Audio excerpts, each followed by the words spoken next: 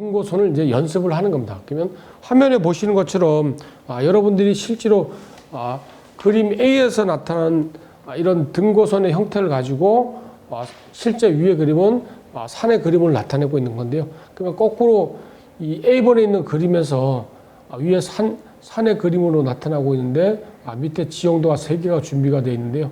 밑에 3개가 준비가 이렇게 되어 있는 1번 지형도, 그 다음에 두 번째로 2번 지형도, 그리고 세 번째로 3번 지형도. 그러면 위에 있는 그림처럼 생겼는 게 1번, 2번, 3번 중에 어느 거라고 생각하시는 거죠? A번의 산형을 그대로 닮았는 것은 일단 기본적으로 어떤 기준점을 잡아야 되기 때문에 보시는 것처럼 이렇게 도로가 산에서도 이렇게 길이 보이기 때문에 산길 같은 길이 보이고 그 다음에 길 밑으로 이렇게 집이 있는 걸 아실 수가 있습니다. 그러면 마찬가지로 이 지형도에서도 가운데 있는 2번이 보시니까 길로 이렇게 나타나는 검게 나타나는 부분이 있고 그 다음에 앞에서 배웠는 지형 지물에 관련된 검게 나타나는 이런 것들이 나타나니까 집의 모양을 아실 수가 있습니다. 그러면 결과적으로 위에 있는 산 그림을 가지고 지형도에서 나타나는 것은 1번, 2번, 3번 중에 2번이라는 걸 아실 수가 있는 거죠. 그러면 B번 그림을 한번 보도록 하겠습니다. B번 그림을 보시면 농경지가 있는 게 보이고요. B번 그림은 가운데 이렇게 농경지가 있는 게 보이고 멀리 이렇게 지금 집들이 보이고 있습니다. 이렇게 집들이 보이고 있으니까 농경지하고 집을 기준으로 해갖고 1번, 2번, 3번 중에서 나타내고 있는 지형도 그림은 그죠?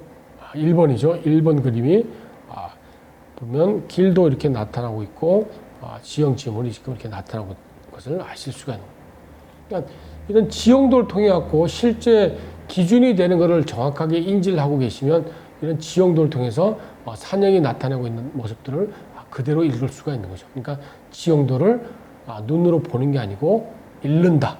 이렇게 다시 한번 표시하는 것들을 아실 수가 있습니다. 그러면 10번을 한번 보시겠습니다. 10번을 보시면 10번 그림은 보시는 것처럼 이게 철탑이 있고 철탑으로 지금 고압선이 내려온 것들 이렇게 고압선이 쭉 내려가고 있고 철탑이 있는 것을 이렇게 확인해 볼 수가 있습니다.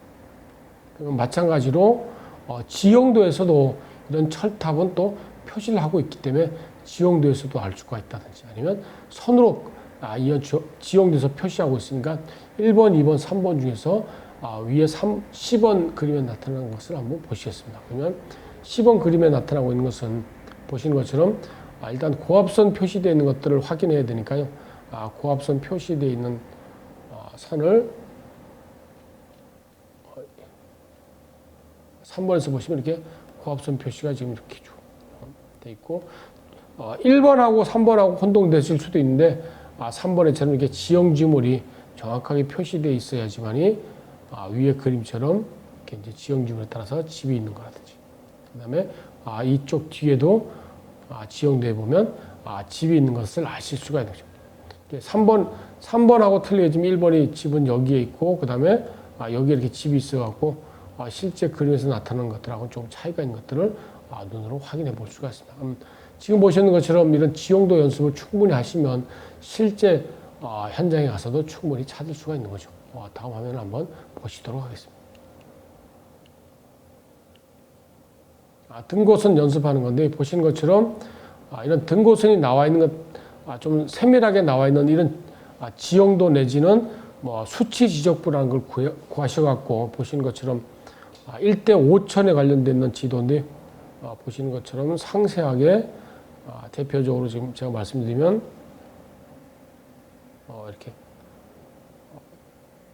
알파벳 T자처럼 생기는 라고 T를 이렇게 거꾸로 해놨는 모습을 보실 수가 있는데 이렇게 되어 있는 거는 다 지금 묘지를 분묘를 썼는 걸 표시하고 있는 거기 때문에 이 산에 지금 분묘를 많이 썼는 것들을 이런 그 지형도를 통해서도 충분히 아실 수가 있고요. 그 다음에 이제 밑에서 보시는 법내에서 보시는 논이라고 지금 표시되어 있는 것들도 지금 육안으로 이렇게 금방 아실 수 있는 그래갖고 이런 그 1대 5천에 관련된 있는 지도라든지 또는 수치 지적부를 구입을 하시면 충분히 어떤 산에 지금 뭐가 있는지 어떤 형태로 생겼는지를 충분히 아실 수가 있습니다. 그런 다음에 마루근 긋기를 통하면 산의 기운이 어디로 진행하고 있는지를 아실 수가 있죠. 화면을 한번 보시겠습니다. 화면을 보시면 마루근 마루금 긋기를 해보시면 산이 어디로 진행해서 지금 어디로 가고 있는지를 충분히 아실 수가 있기 때문에 본인이 찾고자 하는 지역이라든지 또는 본인이 찾은 지역에서 어떤 방향성을 가진지 이런 것들을 아실 수가 있는 겁니다. 다음 화면을 한번 보시겠습니다. 다음 화면을 보시면 의도적으로 제가 지형도에서는 특별히 이렇게 남북 표시가 없는데요. 혹시 또 깜빡하실까봐 위쪽에 이렇게 북쪽이고 밑에 쪽에는 남쪽, 그러면 이 사이에 오른쪽은 동쪽 이렇게 방위 표시를 했습니다.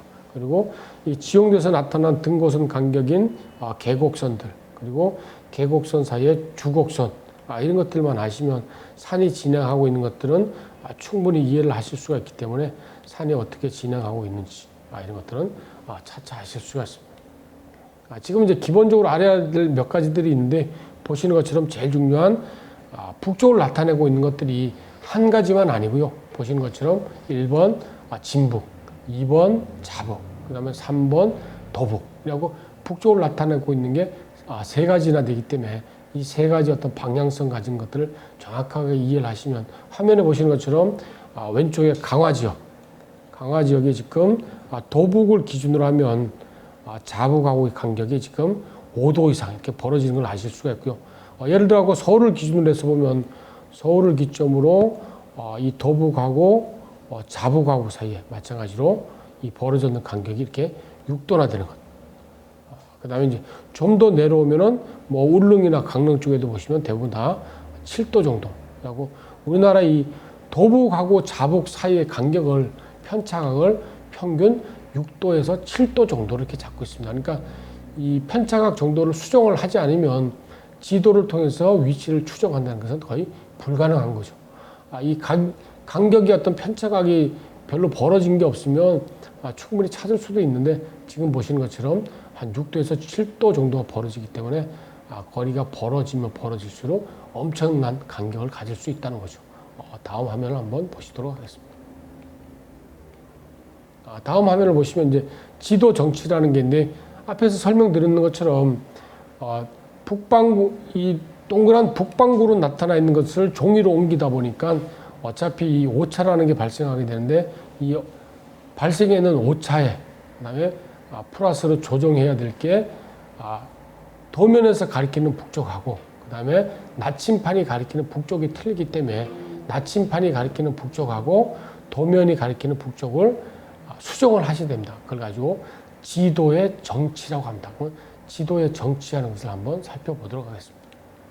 지도의 정치하는 건 보시는 것처럼 나침판을 돌려서 도수를 맞추시고 그 다음에 60도에서 6도를 뺏는 354도에 맞춰갖고 지도를 정치하시게 되는데 이때 지도에 정치하시는 게 많이 어려우시면은 아까 보셨는 지형도라는 걸 구입하시면 그 아래쪽에 이 도평각 내지는 도자각의 이 편차각이 나와 있습니다. 그래갖고 이 도자각의 편차각이 얼마인지를 보시고 본인이 구입하신 지도에서 대체적으로 왼쪽으로 이 기울기를 정하셔갖고 6도 내지는 7도만큼 기울기를 가지고 큰 자를 이용해갖고 보통 뭐 한 10cm 내지는 20cm 간격으로 줄을 쫙 그시면 그게 지도가 정치되어 있는 거기 때문에 지도 위에다가 나침판을 올려놓으시면 그 위치대로 북쪽을 가리키는 거니까 그런 방법으로 위치를 찾으셔도 됩니다.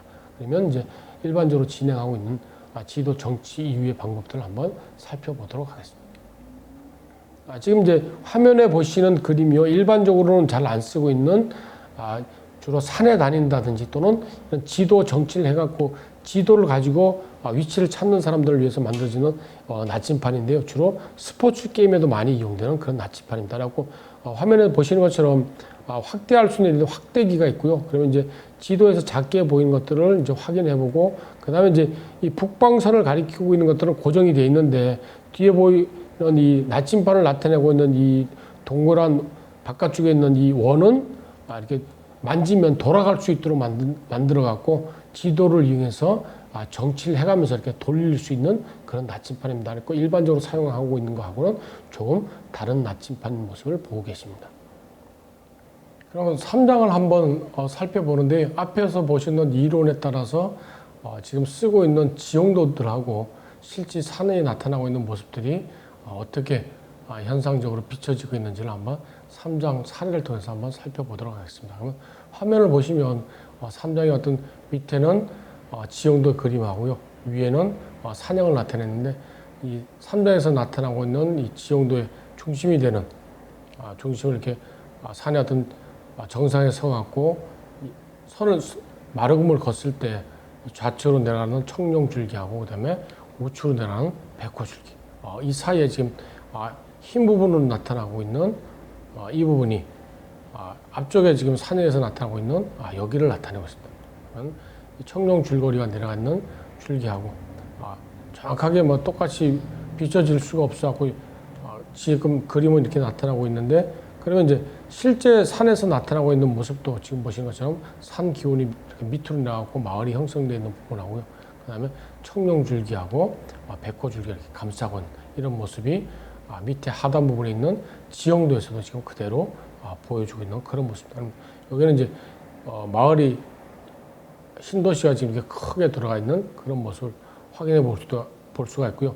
지금 좌측으로, 우측으로 산형인 백호줄기가 이렇게 연결되어 있는 그런 모습을 정확하게 아실 수가 있습니다. 그러면 다음 사진을 한번 보시도록 하겠습니다. 보시는 것처럼 이제 산줄기가 내려왔는 게 어디서 지금 이어져 갖고 이 도시를 감싸고 있는지 이쪽으로 지금 이렇게 표시가 되는 쪽으로 산줄기들을 확인해 보시면 진행 방향이라든지 또는 이 낙동강 물이 내려가는 쪽으로 산줄기가 끝자락에 지금 내려와서 마을이 형성되는 그런 부분들을 이런 지형도를 통해서 확인해 볼 수가 있습니다. 그리고 이제 구체적으로 지금 보셨는 지형도에서 나타나는 쪽에 지금 왼쪽이 지금 낙동강 줄기가 내려왔는 거고요. 위쪽으로 지금 산줄기가 내려와 갖고 이렇게 지금 감싸고 있는 그런 모양새를 갖추고 있습니다. 그래갖고 그다음에 이제 오른쪽으로도 마찬가지로 지금 이렇게 감싸는 안쪽으로 큰 입지 조건을 갖춘 도시가 들어있는 것들을 아실 수가 있습니다. 다음 화면을 보시면 앞에서 한번 잠깐 나왔는 수치 지적부라는 건데요.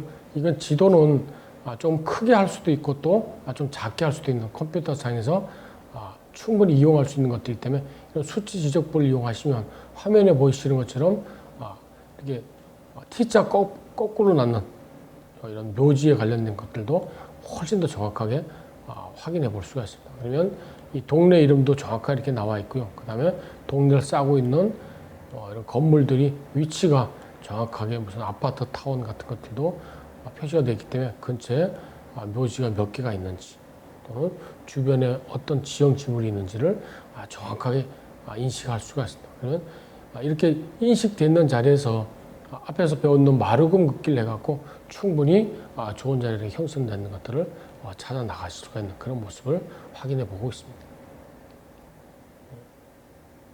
다음 화면을 한번 보시겠습니다. 다음 화면을 보시면 이제 가운데 이렇게 인공으로 만들었는 저수지가 있고요. 그 다음에 뒤쪽으로 산형이 나타나고 있는데 산형에 따라서 지금 저수지 생겼는 모양도 아주 특이한 그런 모양새를 가지고 있고 이 산을 또 이렇게 둘러싸고 있는 그런 모습을 보여주고 있으니까 이쪽으로 좋은 기온이 지금 내려가 있는 이 붉은 선으로 표시했는 쪽에 지금 좋은 기온이 이렇게 내재되어 있는 것들을 아실 수가 있습니다. 그럼 마찬가지로 여기도 좌측 요구백호가 또 안쪽으로 이렇게 한 번씩 이렇게 감싸는 그런 모양새를 알 수가 있죠. 그러면 제가 밑에서 지금 잡아놓은 그림이기 때문에 또 조금 또 착각을 하셔갖고 밑에서 이렇게 위로 쳐다보고 왼쪽이니까 청룡이고 오른쪽이니까 백호 이런 식으로 하시는 게 아니고 산의 주인은 사람 내가 주인이 아니고 산이 주인이니까 산에서 이렇게 왼쪽으로 내려간 놈은 청룡 그 다음에 오른쪽으로 내려간 놈은 백호 이거를 절대로 잊어버리시면 안 됩니다. 다음 화면을 한번 보시도록 하겠습니다. 그러면 이제 실제로 조금 전에 보셨는 그런 네이버라든지 또는 구글에서 잡았는 좋은 자리를요, 실제 이런 지형 지물이 충분히 표기가 되어 있는 부동산에서 쓰고 있는 지적 편집도라는 걸 이용하시면 조금 전에 보시는 그 저수지 이름이 단산지라는 걸 아실 수가 있고 아까처럼 마치 이렇게 꽃이 폈는 그런 모양새로 지금 이렇게 갖추고 있는 그런 것들을 확인해 볼 수가 있고요. 그러면 산에서 내려왔는 기온은 아마 이렇게 내려왔는 것 같아요. 그죠?